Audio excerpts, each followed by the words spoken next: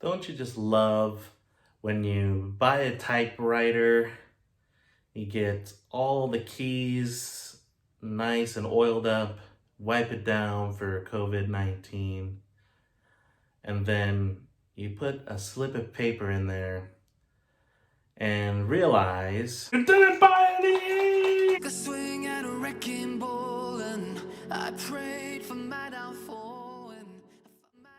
Hello and welcome back to my channel. I am Nick the Wordsmith. Thank you, writing community. Today we're talking about, what are we talking about? Haiku. Not haikus, haiku. It's already plural and singular. I just learned today. What is a haiku? A haiku, hold on. Now you can see my hand gestures. A haiku is basically like poetry cut down to its finest point, right to the bone. Originated in Japan. It was kind of like a requirement for some people. I guess the American analogy would be kind of like cursive. You know, it's required, but yeah, it was a very sacred thing at the time. Today, you know, there's so many poets that still use it. It's taught in classrooms all over the world, and the reason why is because it really does open up creativity in a very simple idea. Now, the implementation of that is not so simple, and having it accepted is not so simple, but anybody can do it. That's pretty awesome.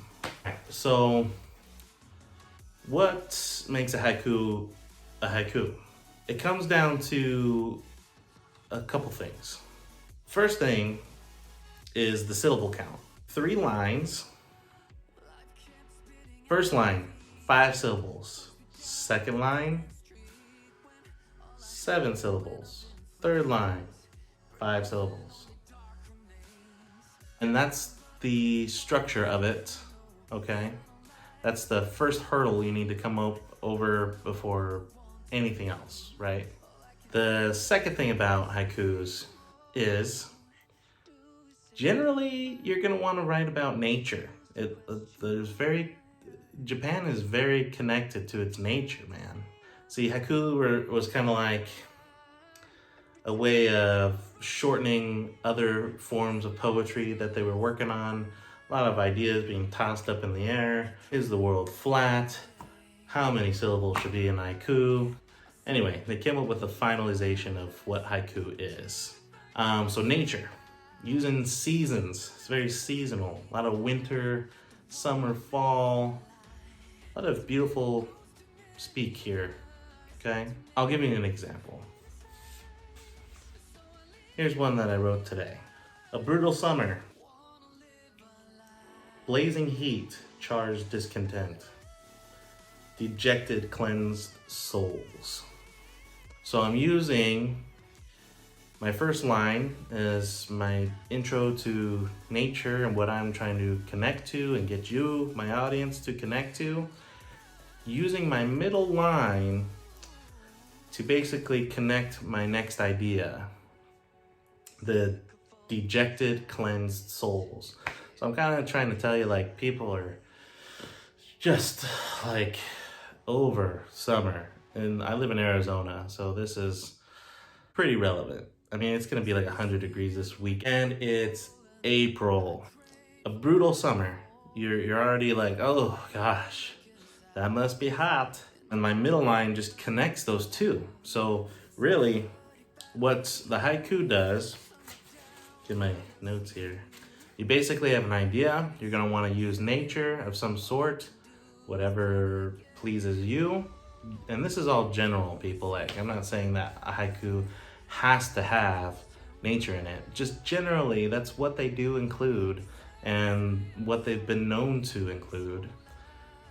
Perhaps you're an artist that will use haiku in a different way. Kudos to you.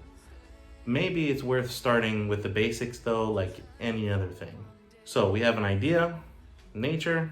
Our middle line is basically like a dash. It's connecting your next idea. And what it does is basically makes 2 separate ideas connect with each other. They both become relevant. They're fueling each other. Without that middle line, it's just two separate ideas. And with that third line, the second line technically, connecting the first and the third, you have a poem. You have connected. You've connected two things, and you've connected yourself and hopefully your audience. So a lot of stuff just swirling around there. It's a beautiful, work of art, really. I'm not saying this is, but the idea of this structure of poetry is just amazing. Everybody gets the point. They didn't have to stand in line, find it in an annex. It's just simple. It's right there. Boom. See that? So with that second line being kind of like a dash, as I said, haikus need to feel like they're two parts. The second line is connecting the first and the third, and it's not its own separate idea. It needs to have that connectivity. Very important to have. Otherwise, it's not really a haiku. It could still be a poem, but no, just generally not a haiku. Other things that aren't haiku. You typically want to end on something kind of insightful, eye-opening, thought-provoking. Bonus points if you get all three. You kind of want to land on a point there. So when I say dejected, cleansed souls, I'm thinking cleanse, water immediately. These are all kind of sensory to me. Sweat from the summer. You're not going to sweat in the winter, really, are you? So all these people are being cleansed by the summer in your head. Your thoughts can go elsewhere. Maybe you didn't think of people. Maybe you thought of animals or anything else that could be affected by heat. Either way, same principle, coming down from the brutal summer. And that third line sets that point, okay? Basically, each line gets its importance from the others. They need to feel like they belong together, thus creating that two-part structure. Kind of just not getting too far into, repeating myself here, but the last line, it's important that one is relevant, okay? Because you can have all the setup in the world and not land on a good point, okay? So here's an example of what not to do. Here's a poem I wrote for, folks that are like, well, I have an idea. Is this good? If it's something close to this, probably not, because I made this up intentionally to be bad. Sunsets, cast off beauty. Another day lost to youth. Fork in a toaster. Like, it just doesn't go together, right? So you really, for all I know, there could be a new wave of a haiku where that third line needs to be so far off point. And, that could be art in itself. It's subjective, maybe the point of your art is to be silly and also thought-provoking in that matter. I just don't think that societally, is that a word? Societally? If it's not, I'm taking it. It needs to be kind of accepted. Right now, unless something crazy happened and I wasn't made aware, I don't think that's the case. But, for all we know, haiku could take on a whole new meaning soon and a new structure. Everything goes kind of in cyclical ways, keeping main ideas and the foundations while changing out what needs to be changed. Who knows? I'm not here to tell you that you're bad if you form a haiku in your own way, but this is kind of the bare bones of what you need if you want to start making haiku. Did I say haikus before? Haiku. Excuse you. Where are we at now with this? Okay? You want to be a writer. You want to try writing. You just like writing for fun. You want to write a nice card for your loved one. Who knows? Use these principles, okay? 5-7-5. Nature. Two-part structure.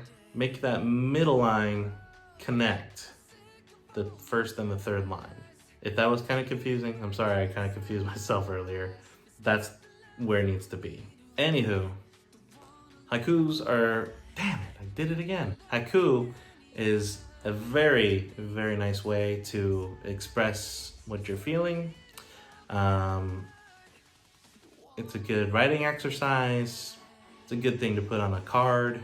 The uses are endless for all I know.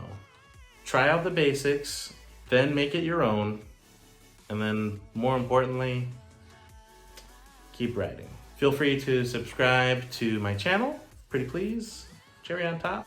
Hit the bell icon. I got Twitter, I got Instagram. I don't know if I feel like doing a Patreon, but I am trying to start a website pretty soon, so I'll let you guys know about that. We'll be talking about something else regarding writing next week, so should be fun. Beyond that, thank you guys for watching. It's a pleasure. We're gonna get through all this corona, quarantine, social distancing together, folks.